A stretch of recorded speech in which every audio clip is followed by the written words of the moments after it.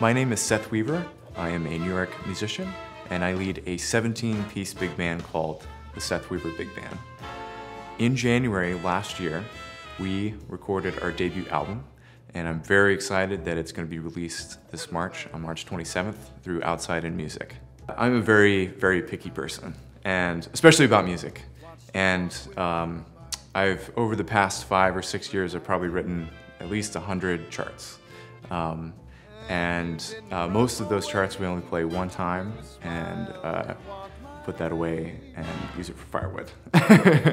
But every once in a while we'll play a chart that I'm really excited about, or even a part of a chart that I'm really excited about, and I've kind of Frankensteined all these tunes together, and I'm really proud of these 8 tunes that will be on this record called Truth. We did 2 rehearsals, which is probably less than you would need if you weren't playing every month. Most of the musicians had played at least some of the music over the past few years, and so they're really familiar with the music and kind of had been adding their own things to it. So we were able to get everything done in 2 rehearsals, and we were ready to record. The energy was great. I think everyone was excited to be there, and it was honestly one of the most amazing things that I've ever been a part of. It was, you know, just being in their studio and 17 people playing your music is something that's indescribable. The title, Truth, is dedicated to someone who, without, I would not be sitting right here, right now, and probably not even playing music. Billy Adair, who was very important in the Nashville community for decades, through arranging music and as a bass player and as a person. And his influence and advice and mentorship when I was in high school was incredible. And he had a nickname for everyone, and his nickname for me was Truth. And I felt like my first record should be dedicated to someone who meant so much to me, and without, I wouldn't be here. I learned a tremendous amount doing this record. I learned about logistics. I learned about the nuts and bolts of getting licensed for songs, covers. I learned about album artwork. I learned about all sorts of things besides the music aspect, that I also learned a tremendous amount. When you're recording an album, everything is under a microscope.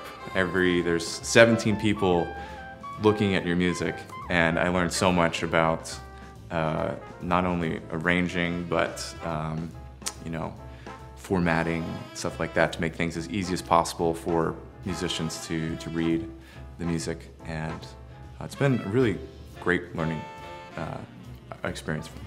I'm really excited for when someone says, can I check out your music online? I can be like, go on Spotify, type in my name, and it'll be there. Yeah, I think that's one of the most exciting things for me. I also feel like every album that I do will be a really nice kind of marker to where I am as a person and as a musician.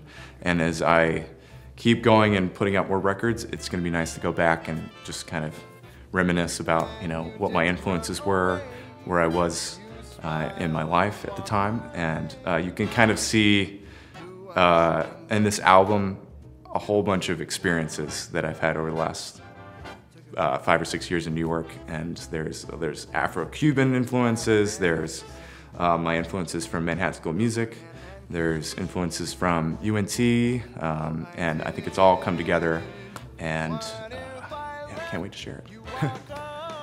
If someone were to record an album, particularly a big band album, I would recommend very strongly sitting down with 2-3 people that you admire that have put out big band records and pick their brain and ask them what to do, what not to do, and really learn from them.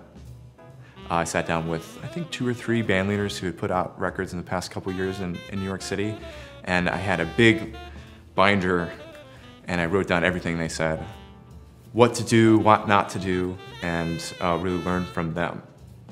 I did that, and I would buy them coffee and sit down and just basically list all of the advice that they would give me and regrets that they had, mistakes they made, things that they were glad that they did. And when I sat down and started planning this whole process, it's really helpful to go back and see all of these nuggets of advice that they had given me.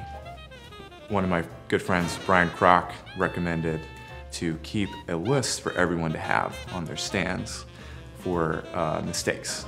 So you would write your name at the top and then put on the Hudson, I missed a note of measure 3.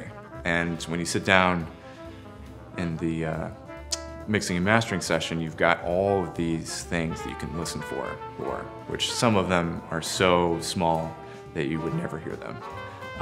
But some of them you wouldn't necessarily catch if you hadn't had that, so that was really helpful. My debut album, Truth, will be out on March 27th, 2020, and stay tuned for more details about the CD release and where you can find my music.